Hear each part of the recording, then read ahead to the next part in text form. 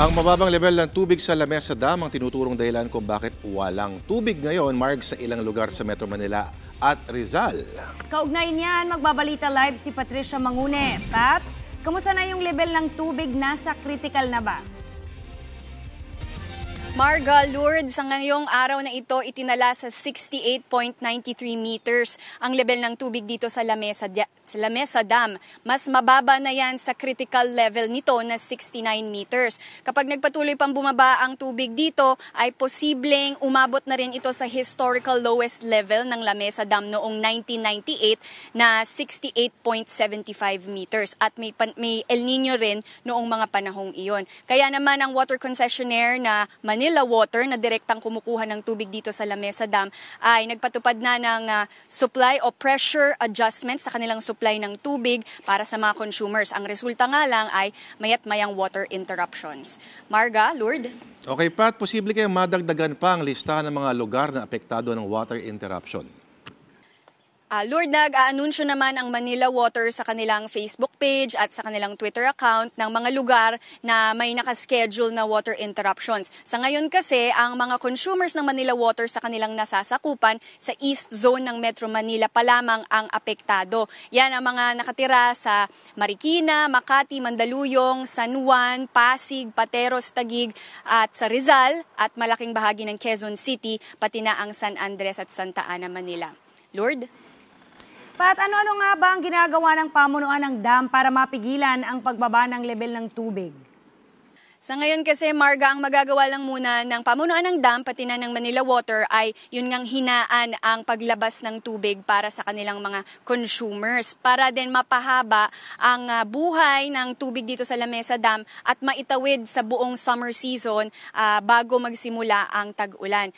Iniintay pa kasi na ma-replenish lamang ang tubig dito sa Lamesa Dam kung magsisimula na ang tag-ulan sa katapusan ng Mayo o sa simula ng Hunyo. Meron namang daily allocations na inilalabas na tubig ang Angat Dam papunta dito sa Lamesa Dam. Pero yun nga lang ay kinakapos pa rin ito. Marga? Okay, Pat, kasi tinitake for granted lagi natin yung tubig. Kala natin, kunyari, lalong-lalo sa mga taga-syudad, na nandyan lang lagi ang tubig, ano? So ano-ano yung mga tips para makatipid tayo apart from the usual, Tita Pat?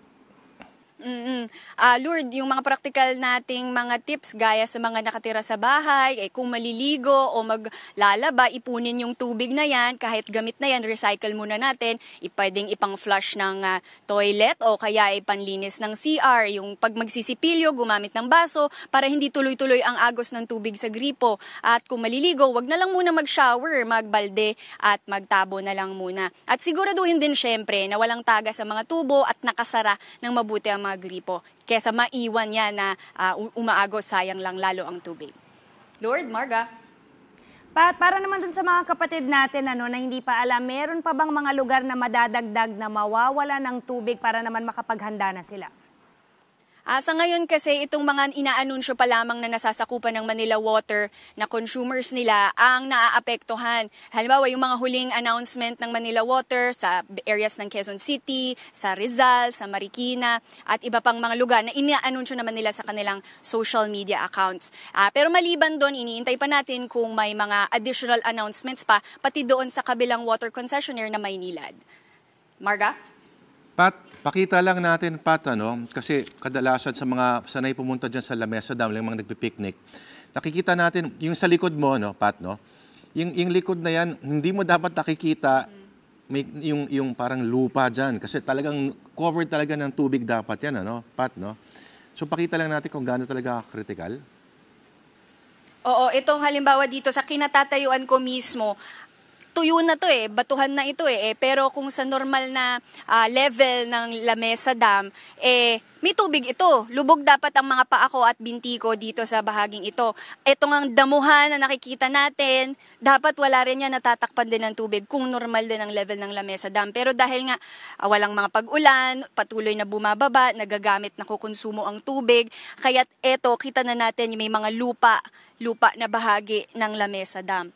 Pero hinihintay din naman natin kung titignan naman kasi ang Ipo Dam at ang Angat Dam, na magkakadugtong kasi na mga water systems yan, normal naman doon sa Angat Dam at Ipo Dam yung water level. Dito lang talaga sa Lamesa Dam ang tinamaan talaga ng pagtuyo at pagbaba ng level ng tubig. Lord? Clarify natin, Pat, no? Ang sinusupply mostly ng Lamesa Dam ay Metro Manila lamang. Okay, tapos ano na magiging komplikasyon kung kumuha naman, kunyari, sa Angat? Oo, tama. Oo, mamaya maaari nating alamin ang maaring contingency plan ng MWSS dito. Pero kasi ang talagang daloy ng tubig mula Angat, bababa sa Ipo Dam at bababa dito sa Lamesa Dam. So merong alokasyon kasi yan, controlled and limited yung tubig na dinadala dito sa Lamesa Dam dahil mayroon ding kahati ang Angat Dam para sa irigasyon at sa hydroelectric power. So, mamaya alamin natin kung maaari bang dagdagan itong supply dito sa Lamesa Dam o hindi. Lord? Alright, maraming salamat sa iyo, Patricia Mangune.